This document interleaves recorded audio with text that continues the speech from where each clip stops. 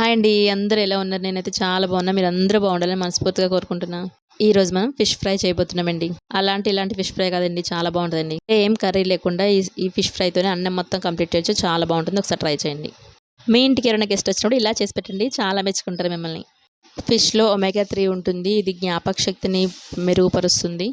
ముందుగా చేపల్ని 3, 4 టైమ్స్ పసుపు, ఉప్పు వేసి కడిగి పెట్టుకోవాలండి.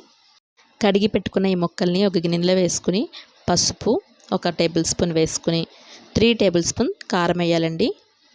నాన్ వెజ్ ఐటమ్స్లో కారం ఎక్కువే పడుతుందండి. 1 టేబుల్ స్పూన్ ఫ్రెష్గా దంచిపెట్టుకున్న అల్లం వెల్లుల్లి పేస్ట్ వేయాలండి. 1 టేబుల్ స్పూన్ సాల్ట్ వేయాలండి. చాలామంది మీ సాల్ట్ ఏంటి కలర్లో ఉందని అడుగుతున్నారు. పింక్ సాల్ట్ అండి, ఇది హెల్త్కి మంచిది.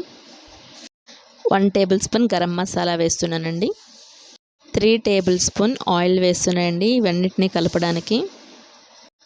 కట్ చేసుకున్న కొత్తిమీర కూడా వేయండి. తర్వాత పచ్చిమిర్చిని కూడా వేసి ఒకసారి మొత్తం ముక్కలకు పట్టేలాగా మసాలా ఒకసారి కలుపుకోండి. ముక్కలకి మసాజ్ చేస్తూ మంచిగా మసాలా మొత్తం పట్టేలాగా బాగా కలుపుకోవాలండి. ముళ్ళు ఉంటే చూసుకొని కలపండి. 10 to 15 మినిట్స్ ఫ్రిడ్జ్లో పెట్టేసేయండి. ఇప్పుడు మనం ఒక కళాయి తీసుకుని ఆయిల్ వేసుకుని ఆయిల్ మొత్తం కాగాక ముక్కలకున్న మసాలాని కొంచెం పక్కకు తీసేయాలండి. పైన ఉన్న మసాలాతోనే మనం ఫ్రై చేసుకోవాలి.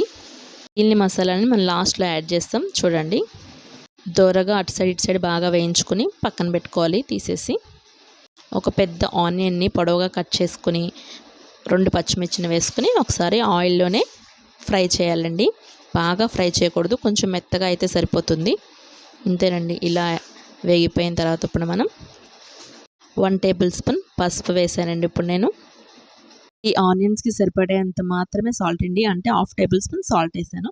1 టేబుల్ స్పూన్ కారం వేసి ఒకసారి మొత్తం కలుపుకోవాలండి. ఇప్పుడు మనం ఫిష్లో మిగిలిపోయిన మసాలా ఉంది కదా, పచ్చిమిర్చి, కొత్తిమీర ఇలాంటివన్నీ, ఆ మసాలాను కూడా ఇప్పుడు దీంట్లో వేసుకొని ఒకసారి కలుపుకోవాలి. ఇందులోనే చిన్న అల్లం వెల్లుల్లి పేస్ట్ ఉంటే కొంచెం వేయండి. వేసి ఒకసారి కలుపుకొని మూత పెట్టి ఒక 5 మినిట్స్ వేగనివ్వాలి. ఓపెన్ చేసిన తర్వాత కొంచెం లైట్గా గరం మసాలా వేయండి, ఎక్కువ వద్దు, ఆల్రెడీ వేసాం కాబట్టి. ఒకసారి కలుపుకొని అంతేనండి, ఫిషెస్ దాంట్లో వేసుకుని ఒక్కసారి అటు ఇటు తిప్పేసేయాలి. అంతేనండి, ఎంత వేడివేడిగా రెడీ అయిపోయింది. చాలా బాగుంటుందండి. వేరే ఏ కర్రీ లేకుండా ఈ ఫిష్ ఫ్రైతోనే అన్నం మొత్తం కంప్లీట్ చేయొచ్చండి. చాలా బాగుంటుంది. మీరు ఒకసారి తప్పకుండా ట్రై చేయండి. రికమెండ్ చేస్తున్నా ఈ డిష్ అయితే. చాలామంది వీడియో చూస్తున్నారు కానీ లైక్ చేయట్లేదు. ప్లీజ్ లైక్ చేయండి, షేర్ చేయండి, సబ్స్క్రైబ్ చేయడం మాత్రం మర్చిపోకండి. మీకు నచ్చినట్టయితే కామెంట్ చేయండి. వంటలు ఇంకేమైనా కావాలంటే కామెంట్ సెక్షన్లో అడగడం మర్చిపోకండి.